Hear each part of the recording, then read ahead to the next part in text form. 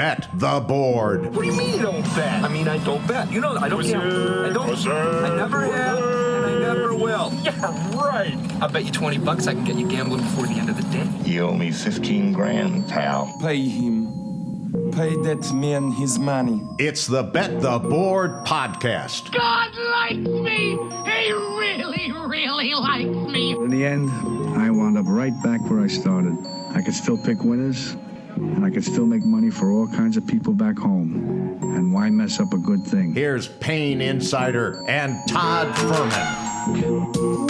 Welcome into the Bet the Board podcast, college basketball Final Four edition, and one Cinderella story still looking to write its final chapter, a defending national champion looking to cut down the nets, and a dream matchup potentially on the horizon that every college basketball fan might want to see come Monday night. I am your host, Todd Furman, joined by college basketball analyst and professional bettor, Billy Attridge. And Billy, look, Sweet 16, Elite 8 officially in the books, and let's not sugarcoat it. NC State continues to be the bane of my existence and yours.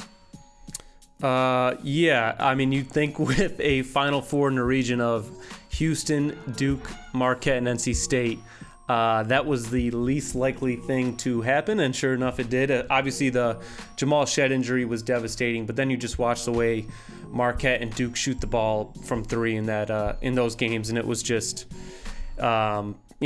terrible.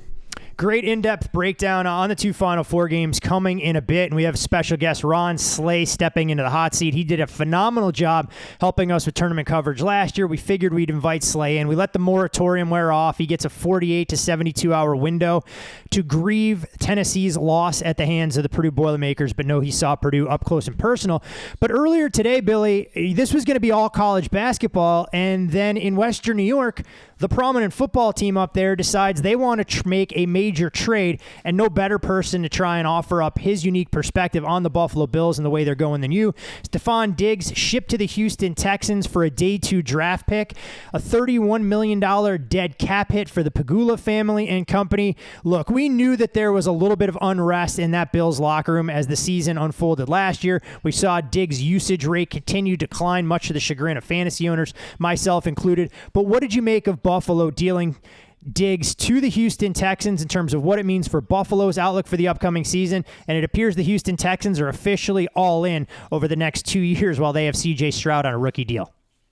No doubt about Houston. Look at the moves they've made, and they are going to be a fun offensive team to watch. But look, when it comes to Diggs, we love Diggs, and what he's done for Buffalo and the team has been, far exceeded our expectations.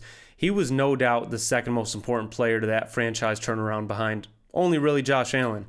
And most of my years rooting for the Bills were the dark days, the losing seasons. And there's nothing but love there for me for Diggs. All that being said, I think it was time to move on for both parties. I think when we signed Diggs, we knew we were getting a wild card personality. You're talking about a guy who did bench himself in a playoff game for the Vikings. He literally took himself out of the game. So we knew that coming in. He obviously had a ton of talent at the wide receiver position. Eating $31 million in dead cap is certainly not ideal and especially in a very competitive AFC. But I think the constant tweeting and or Xing, whatever you want to call it, of hinting at his displeasure with Buffalo and Josh was something the organization was just not going to deal with for another season. So, now, if you look at Buffalo, where we're at now, we need wide receiver weapons, specifically some height at that position. It feels almost certain at this point that we're going to take a wide receiver early, probably in round 1. Curtis Samuel, Matt Collins, Shakir, and Hamler, that's just not going to do it. Although I do think Dalton Kincaid's target share is about to go to the moon. I think fantasy folks... That's your boy, Dalton Kincaid. You talked about his usage and his potential going into last season. We didn't see it early on, but there were plenty of folks who profited quite handsomely in the prop market before odds makers could adjust once Knox went down with an injury.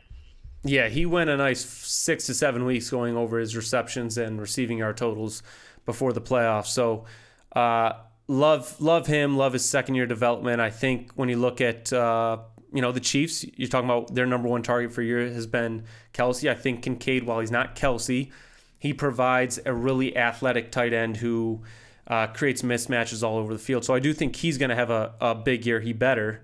Otherwise, Buffalo's in some trouble this year. But anyone who came into this offseason thinking this was going to be a prosperous and very exciting in a positive way for Buffalo just wasn't paying attention. We were in a tough spot with the cap, and now we got to deal with that moving forward. So it's a little disheartening seeing what the Jets are doing and the Chiefs are doing and the Chargers and the Ravens, and you're just watching some of these teams obviously on the incline. And as a Bills fan, it feels like you kind of mentioned it to me prior to us recording, but it's not quite a throwaway season, but it's definitely a season where we need to regroup with our finances, and we're building for the next 2 to 3 years instead of this immediate year. This immediate year definitely feels more like a team who is going to scrap and fight to make the playoffs. And, you never know. You get there and you can make some problems. But in terms of an AFC powerhouse, I have my doubts. Look, it's not always coincidence when you sign your franchise quarterback like the Bills have done with Josh Allen. You can kind of use this not as a full throwaway or reset year, but knowing that there is a beautiful new stadium that is going to be built there. I'm sure the Bills want to make sure they are flush with salary cap space and are able to build back better, knowing that the Jets' window is extremely short. The Dolphins have declined. The Patriots seem to be in a little bit of disarray, and we'll go through a coaching change there. On the flip side, real quick, as far as the Houston Texans, I mean, we know that they have really beefed up some of their playmakers offensively. You pair Stephon Diggs with Nico Collins and what you would think would be a healthy Tank Dell. We saw a team on the ascent. We know what they brought to the table defensively with bookends now in Danielle Hunter and Will Anderson. I was amazed to see how this Texans price has drifted. They were right around plus 170. Seen prices right around even money to win the division. In a division I think will be better, but one offshore book went from 22 down to 10-1, which I think is jumping the shark a bit. But I'm very curious to see how the Texans handle prosperity, because you look at some of the big picture markets, they may have the potential to be very good, but also very overvalued, especially early on in the season. Well, if you're listening, I don't know when Bobby Slowick became Kyle Shanahan, but all of a sudden people are like, this guy, he's a genius. It's like, did you watch that game versus Indianapolis to make the playoffs? Did you watch what they were calling? Like, I like Bobby Slowick. I definitely think he's a top 16 OC. He might even be a top 10 to 8 OC, but people anointing him as like this brilliant mind when he's basically just taking Shanahan's principles and putting them with the Texans, which is great, and those are successful principles. But I think there's so much love, and I think obviously Stroud looked phenomenal and rightfully so, deserves a ton of credit. But I mean, they're in the AFC, man. Like, that game of football is still won in the trenches. So we'll see if they can stop the run this year. We'll see how the back end secondary holds up. I like DeMeco Ryans. I have some questions about their defense. I don't think that they're just gonna jump to like Baltimore Ravens status here, but it's interesting to watch the market. The crazy thing to me about that team, and more specifically, is like, what is that division? Like, because I don't know what Jacksonville really is. I don't know what their thoughts are with Trevor. And then you got Indy, and I love Shane Steichen. I think Shane Steichen probably is the best coach in that division, personally speaking. But you don't know about AR-15. So it's a very interesting AFC South. And you're right about the hype of the Texans early on. We might get some prices on them going against them that might be favorable. It's pretty wild to think. Just a couple of years ago, the AFC South was more or less an afterthought. We dreaded those Thursday night standalone games where we got to see a much maligned Jaguars franchise taking on the Tennessee Titans in color rush paraphernalia. Suddenly, this division from top to bottom may be one of the more intriguing. And of course, we'll break that down in greater detail, potentially with an off-season podcast where we'll drag Payne into the fold. And of course, with all of our preseason previews. Yeah, exactly. Guys on permanent vacation around here. I don't know who that guy is. We've gone out and effectively secured some big guests on the NASCAR side, college hoops. Payne continues to go on his joyride around, but we allow him to rest, recharge his batteries. He's going to come back fresher than ever. At least that's the bill of goods he's selling us. But we tease the interview and breakdown of the two Final Four games with Ron Slay. No reason to keep our loyal Bet the Board listeners waiting for what they came here to hear. Well, this man needs no introduction. He jumped into the hot seat during last year's NCAA tournament, and quite frankly, we wish it was under better circumstances where his alma mater was actually headed to the Final Four, fighting for the opportunity to cut down the nets. You, of course, can follow SEC great Ron Slay on Twitter at the Ron Slay. And Slay, I got to ask you before we get into the Final Four games that Billy and I teased at the top of the show, if you were out there in your prime defending Zach Edey in that Elite Eight matchup, would he have gone for 60, 70, or maybe even broke the century mark in that spot? One thing I can guarantee, we both would have at least got ejected. Or either that or both of us would have went for 30. There's no way I'm going to let somebody drag me like that. I promise you.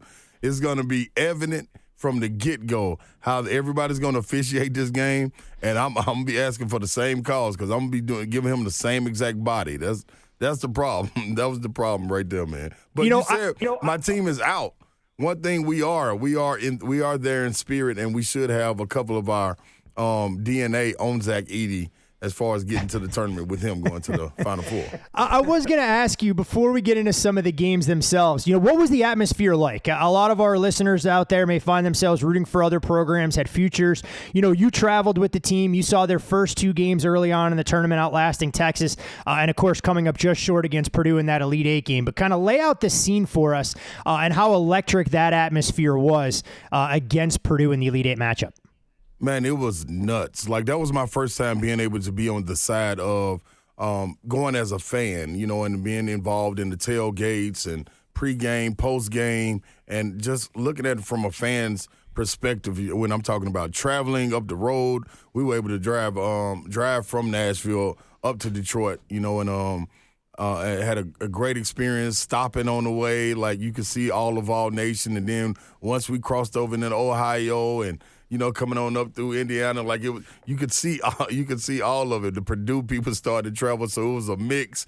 People, honking the horns on the road, so you got to get that whole feeling. And then once getting to the tailgate, man, that was a whole different experience. As a player, you usually are locked in. You get a little bit of fanfare, but it's pretty much detailed about how your time is spaced out. So you got to go eat, you got to go to shoot around, you got to get rest, get therapy, all of that, and then get ready to go play. As a fan, man, it is bonkers. I felt like I played in the game. Once we got to the arena, man, I tell you what, it was 85-15 as far as the ratio of Purdue to Tennessee fans, and rightfully so. When you got a good team, you can feel it, and people start to travel. Purdue knows they have a good team. They know how dominant Edey is and how much of a force he is, so they got behind him. And plus, it was so close to those guys right there in Indiana, so it wasn't a long trip for them. A lot of people came up the day of. But, man, when they were rallying, you could hear Tennessee going. The only problem was, man, when we started singing Rocky Top, they would probably get us 10 seconds in, and then they would just drown us out with Boiler Up. I'm like, this is crazy. I could only imagine I was getting chills watching the game, so I could only imagine being out there as a player.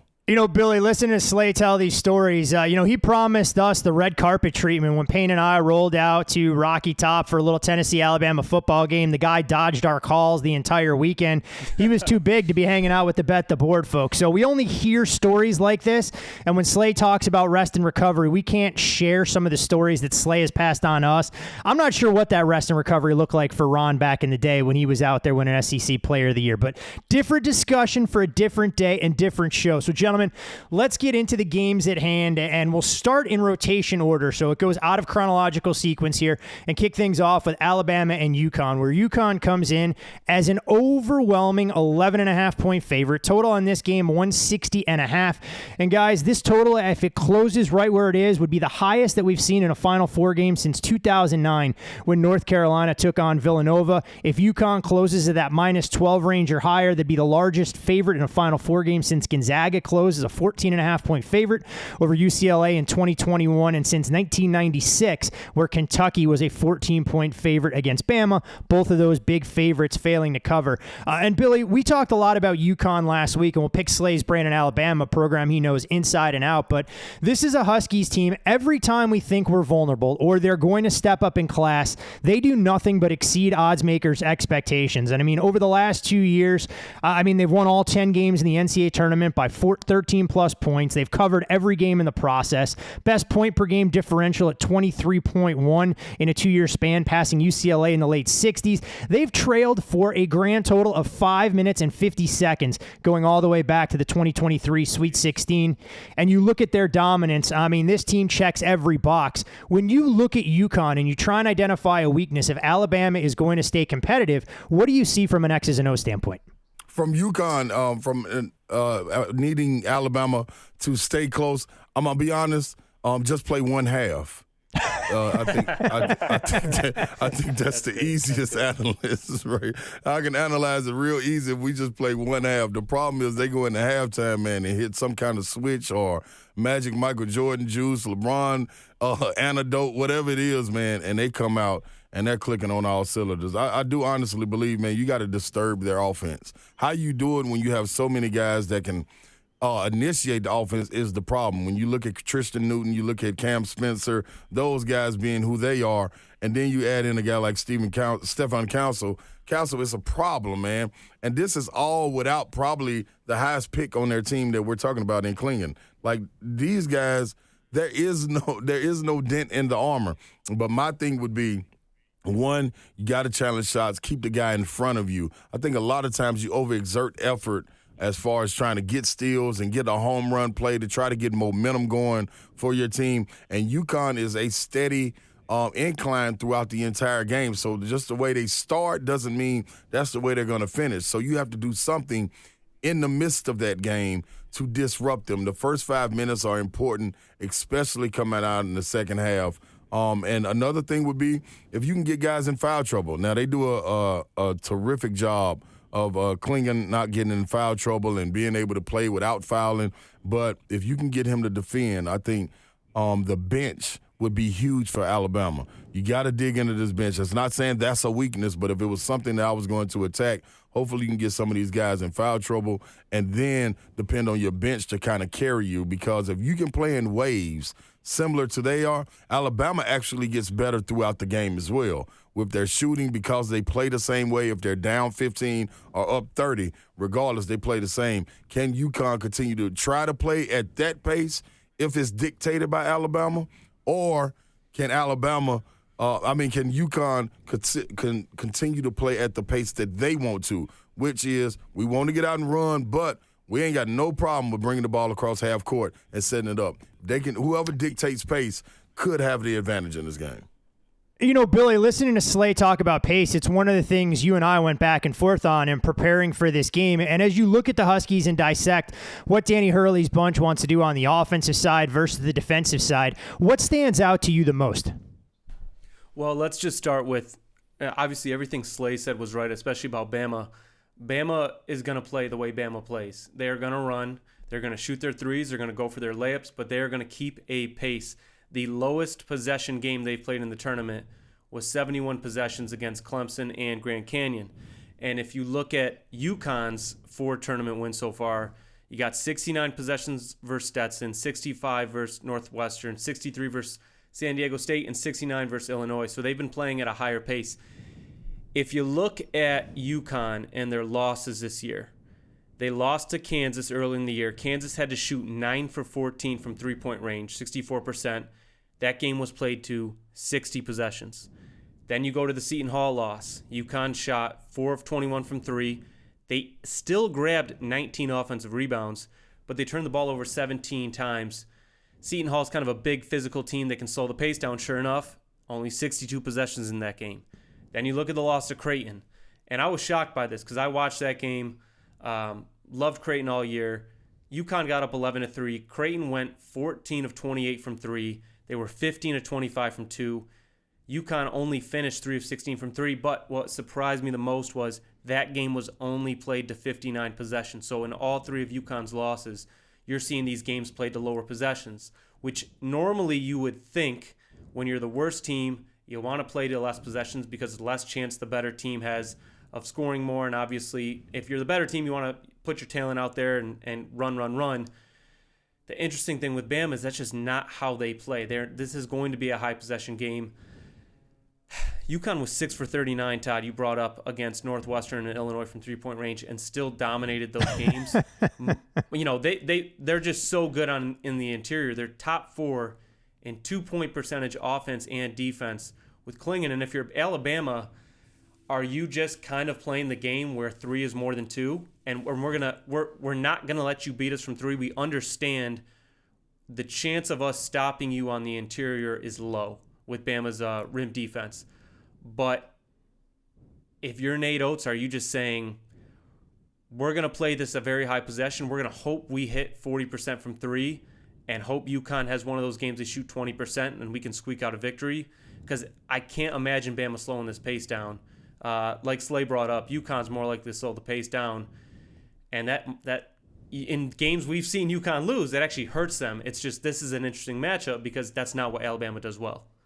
Well, you guys both bring up pace and tempo, and I don't think I'm telling our listeners anything they don't already know. When you look at Alabama, we know where they rank from an offensive efficiency standpoint. They're 90.6 points per game this season, most by an SEC team since 1995-96 when the Kentucky Wildcats were in that range. 10 games this year with 100-plus points, most by an SEC team since 89-90. They've scored 75-plus points in 31 of 36 games this season, and they were the first Division I team since Duke in the early 2000s. With 400-plus made three-pointers and 600-plus free throw makes in a season, third shortest average possession. I can go on, but the one stat, guys, that stood out to me more than anything else was when you look at Alabama's shot distribution so far in this tournament, 4 mid-range field goals made during the entire Big Dance. 69 in the paint, 69 free throws, and 48 three-pointers. The 48 three-pointers made prior to the Final Four, the most since 2019. And Slay, you've watched this Alabama team more than Billy and me combined, doing all the work that you do for the SEC network. What's been the one biggest thing for Nate Oates' bunch? We know how electric they are offensively, but can they get enough timely stops, or do they just try and outscore all of their problems? Well, yeah, for them to advance, it had to come down to defense. I think that he pointed at it in post-game press conferences, not only in this tournament, but throughout the year. It was the same exact thing. If they can do that, they get stops, then they're better off. But that comes off the heels of taking quality shots. I think one thing Alabama gets in trouble with is getting rush shots, and it's a gray area, and it's a thin line because that's the way they play. You ask probably like, what do you mean? They want to shoot quick. They want to shoot the threes quick. They want to get to the rim. Yeah, but it's the quality of shots a lot of times and who the guy is that's shooting. When Rylan Griffin is on for them and he's shooting quality shots, then people know the ball is getting up. The problem lies when those 4 field goals, those 4 two-pointers, mid-range shots that they shot are coming out with the shot clock running down and they couldn't get all the way to the rim to get the defensive balance back. You know, those things create a problem for them. Also, live ball turnovers hurt them quite a bit. When Alabama is turning the ball over, they're actually a okay team when they're able to get back and get set. The problem is they don't get back and get set because Mark Sears might shoot from the logo and you got 2 guys in the corner with a long rebound, so now you automatically create a 3-on-2 with the guy that shot trying to get back. So that's part of the problem. But when they are clicking, it is a lineup that usually works for those guys, and you can tell they feel comfortable with Estrada, Mark Sears in there, Rylan Griffin, Grant Nelson, and sprinkled in with Pringle or Stevenson right there at that spot. The question you have to ask when you advance this far, can these young guys continue to be locked in? Guys like Estrada, who's never been there before, Rylan Griffin, who hasn't been this far, also Stevenson being relied upon to be able to have the wherewithal as a freshman to understand the magnitude and not get caught up in the lights. Pringle, the same thing. Grant Nelson and Mark Sears, I think, will be fine. But you got to have a collective voice out there defensively, and I'm not sure everybody communicates. So if that's the problem, if that happens in the game, that's where the problem will lie. These guys being able to get back, communicate. UConn doing a terrific job of running in transition and running to spots, being able to get cross matches, meaning your center may be matched up on the point guard or your power forward may be matched up on the 2. That plays into it when the spacing on the court is like it is for UConn. So the defensive part of it, man, being able to get back, take quality shots on offense where you can set your defense and also not have live ball turnovers, which keeps a team like UConn in transition where you have to play catch up from shooting threes. Billy, I'll come to you in a second. Todd, go ahead, jump in. I just got a question for Slay because he would know better than us. Slay, we've seen Nate Oates. He's got this huge analytical staff. It's talked about all the time. He leans on it heavily. And we saw in that North Carolina game, early on, he left Elliot Kadu and Seth Trimble wide open from 3. He said, go ahead, take your threes. They actually shot 4 for 7. He still left them open. Do you think there's any chance he would play off Castle, who's 26.2%, and Newton, who's 31.9, and just say, now the problem with those guys is those guys are so explosive, you give them 5 feet and they're going to drive to the rim. But it's like, is there a chance he's going to do that? Just leave those guys out there and go, look, you guys will beat us, but I'm not letting Klingon and Spencer and you guys drive the lane. So I was curious about that as I was breaking the game down. I was like, I wonder if Oates would do this with those 2 gentlemen. But again, you would know better than I. You know what? I think, Nate, like you said, he depends on it and leans on it heavily. And a lot of times it's not going right. And he plays the numbers and says, man, hey, man, I'm going to stick with it. That's what we came in to do. We're going to stay exactly what our game plan is. And he does a great job of it because a lot of times it leans in his favor, like you spoke about in the tournament. When you talk about NBA prospects on this team, it's 2 for UConn, Klingon and the other one is Castle. So if one thing you have to your ability when you're an NBA prospect is the potential. So you're leaning on some athleticism, quickness, you're a dead-eye shooter. It's something that separates you. If he were to stay in that corner and me understanding who Hurley is and say, all right, you missed the first 2, yes, keep shooting, but try to close that space, I think that can present a lot of problems. Him coming downhill with one dribble, knowing that he can get to the rim and finish or at least create contact and get and ones, which may be even worse than him just shooting and making 2 or 3 threes. If he can get in there and get the contact and get one of these guys in foul trouble, say a la Grant Nelson, then this Alabama team falls apart if Grant Nelson is out there. So it's a numbers game. I would say that Nate Oates, to answer your question, though, would play that game and see, but it's gonna be take some discipline, man, on those closeouts, man. You got to understand what they're trying to get to and understand who you're closing out on. Those cross matches, that's where you're splitting hairs because you may think you're still on Castle. You look up, they done switched, and it's Newton right there. And, one of those younger players, you look at Nate Oates with his palms up like, I thought he was right there. Then it's a problem. Hey, Slate, when we look at this Alabama team, we know you mentioned depth a number of times here, and they have a couple of injury concerns. Everything out of Tuscaloosa has been relatively positive as it pertains to Latrell Wrightsell's availability. Was practicing with the Tide in Tuscaloosa before they took off for Phoenix. You mentioned Nick Pringle. We know he's dealing with a nagging foot injury. Seemed to be fully participating in practice, but Nate Oates says he's going to have to gut it out. Have you heard anything in terms of these players being 60, 70, 80, 90, 100% from the folks that you talked to? I talked to a partner of mine that's close to the program down there, and he said Wrightsell would definitely give it a go. He felt he was 75%, but it can change with a one hit. You know what I'm saying? Yeah. When you start talking about these concussions and things of that nature, like you could be feeling fine, and it'd be one bang, one back screen that you don't see coming, and you jar something loose then, and then you got to shut it down. I think he is almost more important in this game than a guy like Pringle would be because I can see UConn wearing down a guy like Mark Sears, which will put the ball in Estrada hands who's used to it.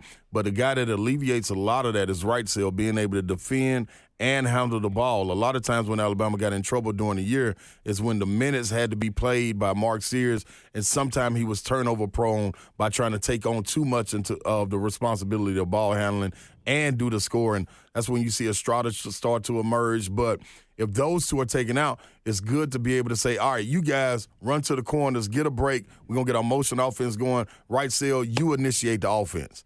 then you get a breakup in the monotony as far as the energy, the stamina, all these guys learning how to take breaks within their system on the offensive end, and it's fine. Without right sale, you lose that, and in a heated game, as this should be for Alabama going against UConn, you're going to need a guy like him.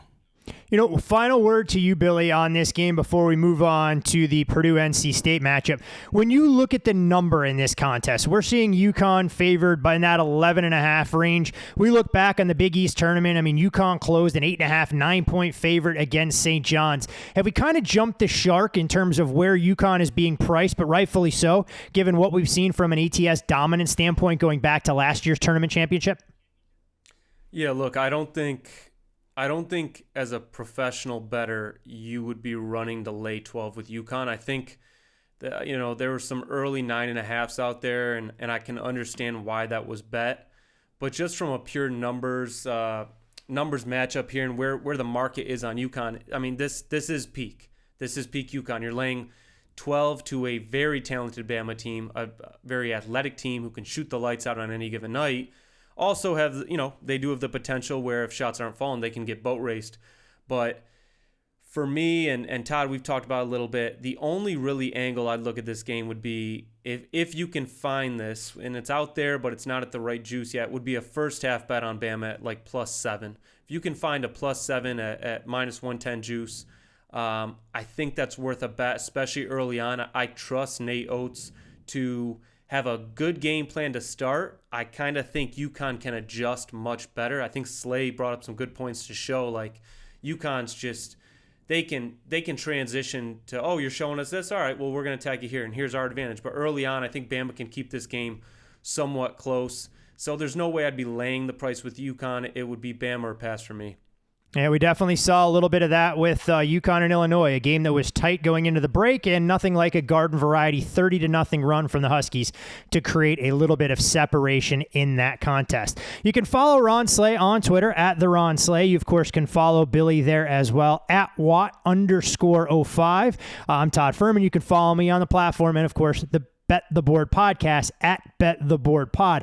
And gentlemen, when we look at Purdue and NC State, I mean, this almost feels like a throwback game that has to warm Slay's heart, at least in some capacity, that all the discussion and dialogue is about the big fellas in the middle. Zach Edey on one side for the Purdue Boilermakers, and of course, DJ Burns, whose star is rapidly ascending, so much so that he's getting buzz about a potential NFL career along the offensive line. Purdue, first Final Four appearance since 1980. This will mark their third in school history, seeking their second ever national title game appearance. They lost back in 1969 against the UCLA Bruins. 48 NCAA tournament wins is the most of any program all time without a national title. Meanwhile, on the other side for NC State, their Cinderella run has continued, winning outright as an underdog 3 of 4 tournament games, the most competitive of the 4. They went in as a 6.5 point favorite, needed a extra 5 minutes to dispatch Oakland. When you look at NC State, I mean, they've defied the odds in every capacity. Most losses by a team entering the Final Four all time. First team ever to reach the Final Four after losing each of their final 4 regular season games, 10 of their final 14 regular season games, and the second team ever to reach the Final Four with a losing record in conference play. Have to go all the way back to 83-84 when Virginia accomplished that feat. So, Slay, I'll start with you on this handicap. When you look at the big fellas in the middle, DJ Burns going to be able to do what he's done so far this tournament, or is Zach Edey a completely different beast that he's going to have to contend with in the paint? I think he is a different beast that he hasn't seen. You look at the ACC and what he has to go up against, he's usually having the advantage, whether it be weight, whether it be size, height, whatever it may be. He usually has the advantage walking in. And with Edey, that's not the case. It's going to come down to how the game is going to be officiated. And when I say officiated, I'm meaning on both sides. Either you let things go or you call things or you let the guys just figure it out, which I'm perfectly fine with in this big man matchup. You look at DJ Burns, he's a guy that needs to do his work early and meet Edey at the free throw line. When you see two bigs that play physical like this collide, then one thing for sure is it's either going to be called right then or you're going to let them jockey for position, and that right there takes a lot out of guys. So once he's getting on the block, I do think DJ Burns can get his shot off. That hook, once you lay that shoulder into the chest of a shot blocker, is more difficult to get that hook off. I mean, it's easier to get that hook off. It's more difficult to block it. You look at Toby Awaka, who's smaller as far as in size and weight, about 6'8" for Tennessee. He was able to get any shot off on Edey that he wanted to. The problem was his fouls that they on the defensive end, having to defend Edey. With DJ Burns, he should be able to do the same thing. A real nice, good touch around the rim. I think what will be key for him to be able to get Edey out of his box would be the pick and roll in the first window pass, right there to that little 10-foot shot. If he can knock that down, where Edey has to be alert of where his man is every time when releasing from screens, that could cause problems. So I do think DJ Burns can have his way. One thing that troubles me about DJ Burns, and I saw it firsthand with Zach Edey is in phenomenal shape. Like, this is, I mean, for the growth that he's made over these 4 years, from not being able to really pick his feet up and run, from freshman and sophomore year to last year having to go 5 or 6 trips up the court, get a sub, come back in, to this year playing 39 minutes and about 40 seconds in the game against Tennessee. That was amazing to see a guy that big be able to get up and down the court that much. And in contrast, when you watch the NC State play, the first thing that jumps out for me is DJ Burns don't cross half court a lot of times. You know what I'm saying? And it's okay because he lets his guards get out and get to running, and they play free flowing, and then he kind of trails up in the trail spot. And after you get, about 10 seconds in, they swing it to him and, pass it to the wing. Then he goes down and takes position. If he does that against Zach Edey, as crazy as it sounds, Zach Edey can run him and run his tongue out his mouth where he has to get out the game, and then you start to present a problem because you need DJ Burns to be in there to make him work to catch the ball off the block and make it a little difficult for him. So offensively, DJ Burns should be fine. The problem will come in with Zach Edey if the ball is transitioning up and down the court, free-flowing, not a lot of foul shots. Man, can he keep up with Zach Edey? And that sounds crazy to say for a 7'4" guy. I mean, look, they joked about it on the telecast, saying that Zach Edey made the right call going from playing hockey growing up in Ontario to being a college basketball player, although I would have paid to see him in net for the Preds at 7'4", a little bit bigger than Juice in terms of trying to occupy and fill a little bit more space. But you mentioned what Edey's done, Slay.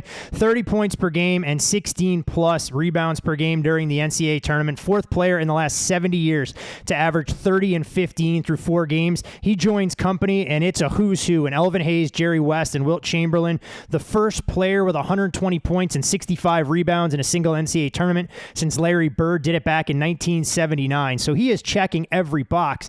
Billy, when we look at Purdue outside of Zach Edey, and you've watched a ton of Boilermakers this season, who in your opinion is the next most valuable player on this team if they're not only going to be able to get outside the number against NC State, but potentially put a scare into whoever emerges from the other side with Purdue?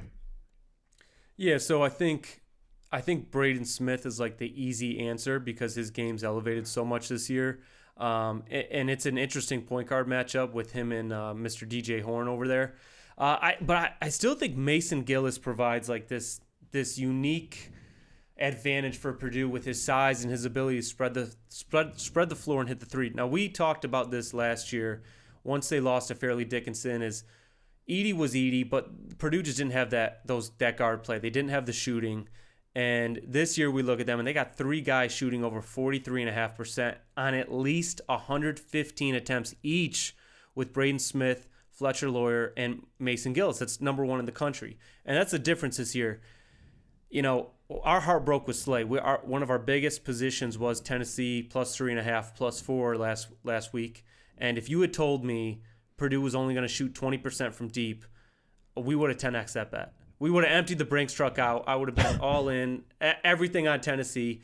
And, Slay brought up a good point about Edey. I was watching that game with some family members who don't watch much college basketball. And they said, I said, that guy's 7'4". And they said, no. They said, he doesn't look weird. They said, he doesn't look weird. He doesn't look a weird 7'4", and he doesn't. He looks like a guy who's 6'6" and just kind of grew all in unison to 7'4", and he moves like that. He runs like that, and it's something we haven't seen in the sport. It's infuriating to watch when you bet against him because you know he's going to get to the line. and you're watching these ticky-tack foul. I mean, he jumped on Josiah's back last week, and for a jump ball, they never called it. There's a picture. I have a still picture where he's literally just on top of him. There's not one of his fingers are on the ball, and they call it jump ball. And I was like, you can't be giving this guy every foul call. And then when he's jumping on someone's back, we're just going to ignore it. So he's infuriating to watch, but he's so good. And Slay brought up a good point about like the way he's built is just, he's in great shape. And back to your point, Todd, about which player is like the second guy who can really kill you. I think it's Braden Smith, but I love Lance Jones's game. And I think that's a guy who he obviously hit the nail in the coffin against Tennessee with that 3. But Purdue this year just has so many guys who can answer you from deep. If Edey's always on, but if Edey's maybe, a lesser percentage from the 2-point, or he's missing his free throws like he missed a bunch against Tennessee, they still have guys who can answer this year from 3, and that's kind of been the difference.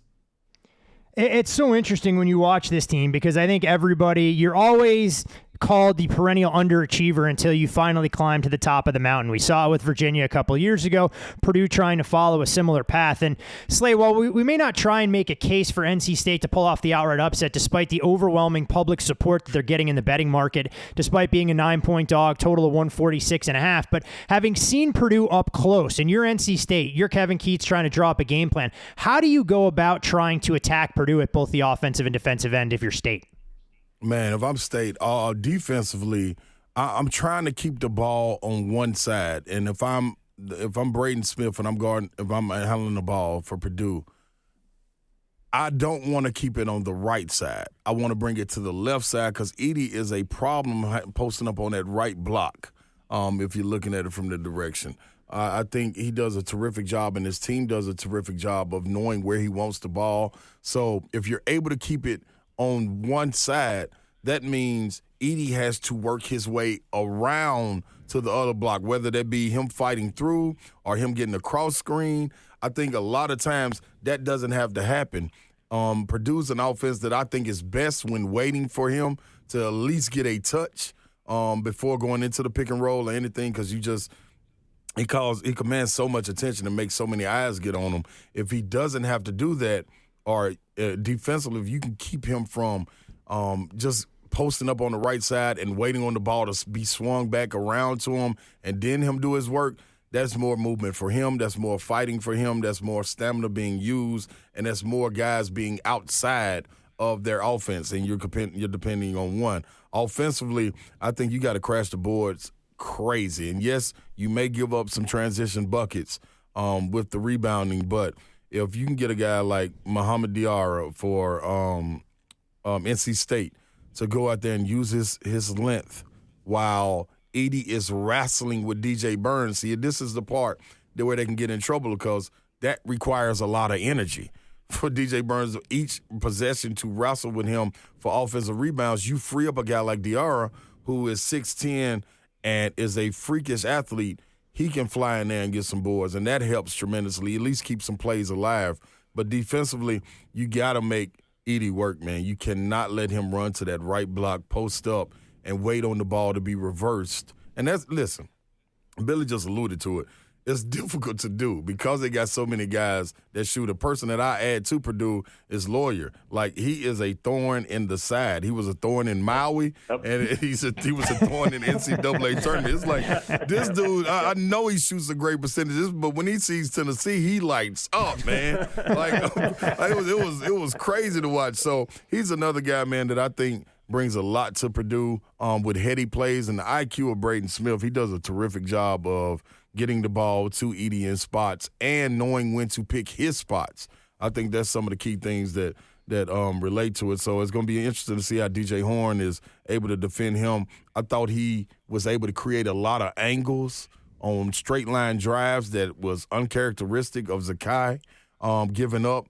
I'm interested to see if NC State can do that. Can they be disciplined enough not to give up those straight line drives? But that's a lot because you're trying to play passing angles and put pressure on the ball when Edey is posting up. So you got to understand if the ball is alive or if the ball has been dribbled and they picked it up, then you apply the pressure. You can't give up those straight line drives because free points is not what they need.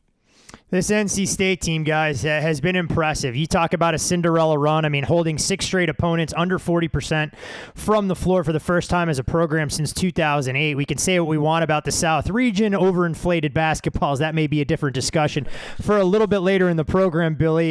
We won't get Slay's conspiracy take on that.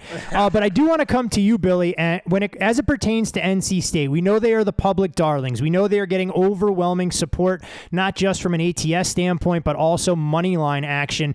Given this recent run of play, how have you gone about adjusting your NC State power rating? Because I don't think anybody in their wildest dreams anticipated this being possible from a middling team at best in the ACC when they started the conference tournament.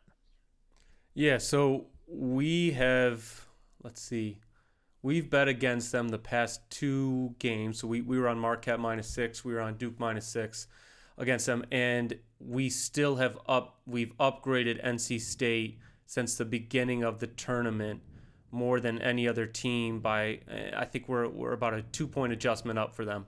We're not going to get into the inflated balls too much, but I think, the shooting issues for Duke and Marquette, what did they go, 9 for 51 from 3 between those two, with 2 teams who just are very good shooting teams, right? And for them to go so cold against NC State, Duke for most of that first half felt like they were just kind of going to keep this 7 to 10 point lead and just kind of coast away with it. And then they just couldn't shoot in the second half. So we've adjusted NC State some, and it's much closer to market now. I would say the NC State Purdue line. I'll just tell you, our actual line in this game is 10.05. So there are some 8.5s out there, reduced juice, where it would be a look for Purdue, but in general, it's been difficult, right? Because you're obviously seeing them elevate their play a little bit, and they're riding the momentum. And sometimes you see a team like NC State, right? They go on, they win the ACC 5 games in 5 days, and they stay hot that first weekend, and they make it to the Sweet 16. And a lot of times in that Sweet 16 spot, you see those teams falter because they kind of play back to the level. They get a week of reading the press clippings and signing NIL deals, and all of a sudden they're just this new hot thing. And that didn't happen. They came out against Marquette. They played disciplined basketball. They gave up a ton of 3-point looks, but they never panicked. They're also 14th in the country in experience. This is a gritty group of dudes. So it's not like your typical college team who just catches fire and they're a bunch of freshmen, sophomore, juniors, a couple seniors mixed in. These are some older guys here with experience. So I don't think they're really intimidated by anybody, and you're seeing that play out in their games where they either won't go away, or they're just there the entire game, and they're pulling away late from these teams with 5 minutes to go, which is even more impressive. So hats off to them. Am I going back and going, man, I need to adjust them 4 to 5 points up? No, of course not. But there's been an adjustment there for sure. Hey, final word to you, Slay, and can't thank you enough for taking time out of your busy schedule. One of the storylines every year when we get to the Final Four and we start to see college basketball play and primarily football venues talk about shooting backdrops and all of that. Is there some truth in that, in your opinion, having been in these kind of settings? Or do you think some of that narrative is a little bit more overblown, given how much basketball these kids play in a wide variety of backdrops these days, whether it's AAU, showcases, or a variety of other arenas where they're out there honing their craft? Yeah, I think it's kind of evening out, as you said, coming up in AAU, they're playing in big-time arenas. The difference to me is the emotion and adrenaline that's pumped into it, and the lights, how bright they get in these situations. Like, these crowds are amazing. I mean, loud from the national anthem all the way through to the celebration of cutting down the nets. It's something that's you don't experience it. And then walking into it, I think some of the arenas, when you start playing at this level, the way it's built, sometimes arenas go up, sometimes they go out when you're talking about behind the basket. So I think the ones that go out present more of a problem at first, and then you kind of just, settle on in. But how it's the ones that catch fire early are the ones that can hurt you. But it does play a part in it, man. And I think it's more so about the lights if you've never been there, because guys get to play in these type of arenas, like you said, growing up, but at the same time, it don't have the same magnitude. It doesn't have the same crowd build, the noise, none of that. Sometimes the lights are brighter, and then it's darker around where the crowd is. So that plays tricks on you. So it's a lot to go on, man. But they should be ready. If you're not ready, you're going to get blown out. Yeah, it's tough to show up and bring your B game in games of this magnitude. You, of course, can follow Slay on Twitter at @TheRonSlay. You can listen to him daily when Slay doesn't decide he wants to work a 3-day work week throughout the course of college basketball season at 3HL on 104.5 The Zone in Nashville. You can see his great work as a college basketball analyst on the SEC network throughout the course of hoop season.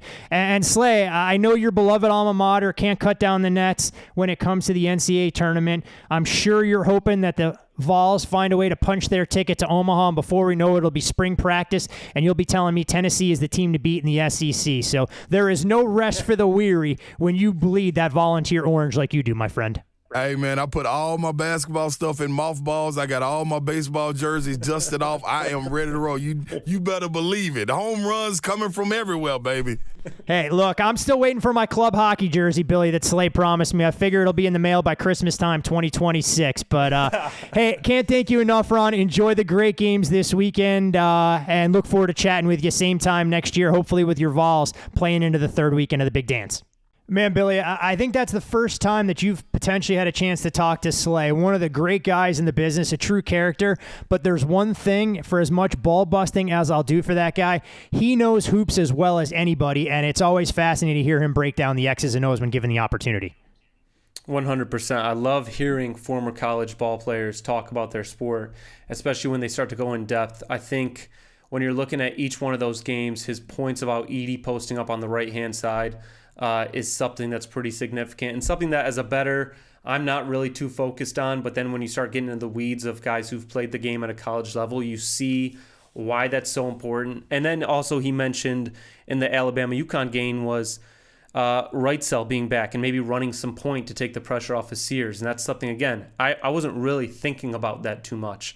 But just listening to Slay talk and break those things down, you always get to learn a little bit more, which is why I love and appreciate coming on the pod. Yeah, there is a man who lives and breathes SEC hoops, obviously a prominent Vol alum, a little bit disappointed his team isn't playing into the third weekend. I probably should have taken the opportunity, quite frankly, and it just dawned on me now, to ask him about the potential coaching search that may be taking place at Arkansas should Coach Muss decide to bring his talents out to Southern California, take the USC head coaching job. I know I think the message board circulated a name that I brought up years ago for Arkansas fans, and they wanted to kill me in Chris Beard. So something to keep in mind down there in Fayetteville. I actually think it would be addition by subtraction if that's the direction they go in. Before we get to the best bet, we have a unique opportunity here to look ahead to potential national championship matchups. And I know our listeners are going, oh, you guys going to do a show on Monday? We will not be back with a Monday program to break down whatever the title looks like. But a number of books have put up look-ahead numbers, and I'll rattle them off real quick. These courtesy of Westgate Superbook. Alabama, 4.5 with a total of 163.5 should they draw NC State. Purdue, 5.5, total of 170.5 in a potential matchup against the Crimson Tide, a game nobody wants to see unless you are a NC State alum. UConn, 15.5, total of 139.5 if it's the Huskies and Wolfpack. And I think the game that every college basketball fan without a vested or rooting interest should want to see come Monday night, UConn, a 6-point favorite. There are some books a shade lower at 5.5, total on 149.5.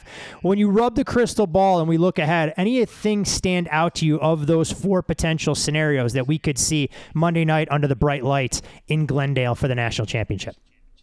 Yeah, if we get UConn NC State, I think 15.5 is short. That's a little short. Purdue UConn, I have priced right at that number. I think if we do get that matchup, which is the most likely one, I'm interested to see how Purdue's guards hold up against Newton. I think Newton on the defensive side against Braden Smith is a very interesting matchup. That's a matchup we're hoping for. Obviously, Edey versus Klingon would be a great interior matchup, but that game comes down to how it's called. UConn's got them in the talent region. But anything's possible with Edey, man, especially with the way Purdue shoots the ball. That game could have fireworks. I'm interested to see. I say it as fireworks. 148.5. That could be played a lot in the half court, though. So that total is interesting. And maybe that's a touch high. But those are just preliminary thoughts that, I might watch the games and put all the updated numbers in and change my mind. But that would be, we better get that matchup, man. We deserve it after this tournament. I think that's what most college basketball fans would be looking towards, especially those that are casual and want to see the marquee matchup with Purdue's redemption story having an opportunity to come full circle. UConn trying to be the first team since Florida in 2006, 2007 to win back-to-back national titles. The other thing, too, just listening to you guys talk as we broke those games down, thinking about a Southern Illinois backcourt last year that had Lance Jones and Damask from Illinois, how that team wasn't even any better down there in Carbondale, watching what these two players have done, honing their crafts in the Big Ten and the potential impact that they have had. Just wild to think about that on a variety of fronts. But all right. Coaching matters, Todd. Coaching matters. There is no doubt you get something a little bit different at the Power 5 level than you do from the G5 standpoint. And unfortunately, down at some of those programs, about a 6-hour jaunt from Chicago, you weren't getting that as a member of that Salukis program. Into the best bet portion, my friend. Last week, we were able to get folks home with a full position, first half under, between the Houston Cougars and the Duke Blue Devils. Our smaller position, we took a little bit of a flyer on Marquette. Had no idea that the Golden Eagles, would not be able to throw the ball in the ocean if they were standing on the dock. So here we are trying to identify things. We know the market has tightened up. Anything stand out to you that would qualify as best bet material for the Final Four? Let's start just in rotation order, just a quick minute on each of these games. So Bama, UConn, there are a couple legal shops that offer race to 5, race to 10, race to 15. And essentially what that is who's gonna get to 5 points first, who's gonna get to 10 points first. Bama's, there's some plus 135, plus 130 out there, race to 5. There is a plus 165 and another plus 160 out there, race to 10. I personally bet both of those. I think both of those hold a little bit of value. This is not something where you're going to use the same amount of money you'd use on a full game like our first half under last week that won. You're not going to use the same unit size on these. These are more just derivative bets. Something else in that game that we're kind of waiting on, and I'm not sure it's going to get there, would be Bama in the first half at plus 7, minus 110. One of the more prominent offshore books is dealing plus 715. That's not quite good enough for us yet. The market's kind of jumping back and forth on this UConn line. It's going to 11, 11.5, 12, and then it's coming back down to 11.5. I'm going to wait till game day for that one because I do think, especially with how UConn's portrayed in the public, they might get a wave of money even at these high numbers. They've covered everything. Yep. So, it wouldn't surprise me to see a little tick up, and that's all we're waiting for. If we get Alabama first half plus 7, minus 110, we're going to bite on that. In the second game, we talked about this one a little bit, Todd. We've been lower on Purdue all tournament, and we find value here at 8. If we could get an 8 minus 15 or 8 minus 20, that's a go. There's a shop right now. Caesars is going 8.5 minus 105, but we're not ready to go there yet. So that's the two ways we look in this one. And can NC State bite us again? Probably. I mean, it's I hesitate going first half in that game just because I'm like the first half variance of this team, or any half variance of this team has been insane. But Slay brought it up on his breakdown. Is like it's tough to envision Burns keeping up with Edey for a course of 40 minutes, and if he can't. And Edey can either feast inside or they can kick to their shooters. It could be a long night for NC State. He also brought up the rebounding thing where he feels like NC State should hit the glass hard, and frankly, that's just not what they do well. They're outside the top 170 both offensive and defensive rebounding percentage. So I agree with them. They should get more aggressive on the boards. I don't know if they can, but we'll turn into that game at 6:09 and watch Purdue go 1 for 40 from 3, and we'll get NC State UConn in the final. That'll be a fun. I'll lay 16, and they'll NC State will 3 backdoor to lose by 15. So, anyways, yeah, that's what we're kind of looking for, especially those that Alabama first half. I like. I would rather go first half than full game in that one. Yeah, and somewhere along the way, you do think that NC State has to have a little bit of a defensive regression coming. I mean, this was a team that finished 10th in the ACC in defensive efficiency overall, 9th in the ACC in three-point effective field goal percentage, 8th in the ACC in two-point effective field goal percentage. Both of those ranks outside the top 120 nationally. And while we joke tongue-in-cheek about the inflated balls, clearly Marquette and Duke's shooting woes had a little bit to do with that. You'll think Purdue, if they're able to knock down some of their open jumpers, will get NC State out of their comfort zone. But credit to the Wolfpack, they took Duke's best shots, went into the half down 27-21, and were clearly the dominant force looking at how that game played out, even if their margin of victory was a little bit misleading if you wanted to lead into some of the shot quality data.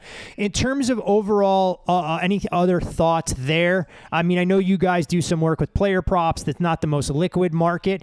Maybe we offer up the opportunity, some of our loyal listeners, to head over to the Bet the Board podcast website on Saturday if you guys find something to stand out. Yes, definitely. We will definitely have a player prop that we can send over on Saturday, and I'm sure you guys would throw it up on the site. Again, it's this is not like the NFL season where these are just we're going balls to the wall here, but we're looking for little edges. It's the Final Four. It's very similar to any other sports finals. It's like the lines are tight, everything's being factored in. If you think that you've discovered something and you're looking at some metric that that's not already put into the market, you're probably wrong. But nonetheless, everyone's got that itch to scratch, and if we can provide a couple plus EV plays for the folks, and we'd love to do that. We will see what we can do, knowing that everyone won't have some of those available at their legal shops, depending on what jurisdiction they call home. As we always encourage folks to do, make sure you explore extensively all of the outs at your fingertips, and I will leave it at that. Billy, I can't say enough good things about the outstanding work, you stepping into the hot seat for the show last week as we previewed the Sweet 16 and everything you brought to the table for the Final Four. Great to have you as a member of the Bet the Board team. Glad we've gotten you a lot more involved from the podcast side during the NFL season, college hoops. I know a lot of our loyal listeners here have read your stuff for a while, and we will anxiously anticipate some of the NFL potential offseason content. The Pythag win total piece that usually drops in the middle of August, and I know you will keep yourself plenty busy over the next couple months until we bring you back into the mix. Pretty much the plans start up football in about 10 days. Get right back into it, because everything, I see people are releasing win totals and you're watching things move and you're like, what, there's no market for it yet, but it's coming. I mean, there is, in the world of legalized sports betting, everyone's early and everything's early. So we start up work on that in about 10 days, and we take a little break, and then it's back to just kind of pittering around and looking for edges. So looking forward to getting back into it, though. This is a calendar that waits for no one. That is for sure. Expect fresh episodes of Stay Green throughout the course of NASCAR season. For those folks who may not be so inclined to follow the motorsports, look, we'll offer the same in-depth analysis and the kind of edges at the track you've grown accustomed to hearing from us, both for college football, college basketball, and, of course, the NFL. And I meant to bring this up a little bit earlier in the show, but had to work on double confirmation before I could share with our loyal listeners. Teased during the Sweet 16 program that we might have a little golf content in time for Augusta. We have secured talent for that Masters podcast as well. So make sure you are subscribed to the Bet the Board feed. It's one of the more prominent golf odds makers out there, a very talented analyst as well. And we know folks are going to look to try and take some of that NCAA tournament winnings, roll it over into arguably the best 72 hours of golf that you will see Friday, Saturday, and Sunday from Augusta. I know Thursday is part of the tournament as well, but no one pays attention to the first round. So keep it locked here for Bet the Board. Just because football season seems like it's an eternity away doesn't mean there aren't plenty of great opportunities to get you to the window more often than not. Be sure to check the Bet the Board podcast website on Saturday for any updated player props that we may be able to offer up. But in the meantime, with whatever and wherever your sports investments take you, hopefully we'll see you at the window. We hope you enjoyed listening to this episode of Bet the Board. Make sure you follow Todd and Payne on X. Todd is at Todd Furman. That's TODDFUHRMAN. And Payne is at Payne Insider. That's PAYNEINSIDER. Don't forget, our weekly newsletter comes with an additional best bet. Have that delivered to your inbox by clicking the link atop the podcast show notes. And most importantly, subscribe and download Bet the Board. We're on Apple, Spotify, Amazon Wondery, YouTube, Google Podcasts, and all your other major platforms.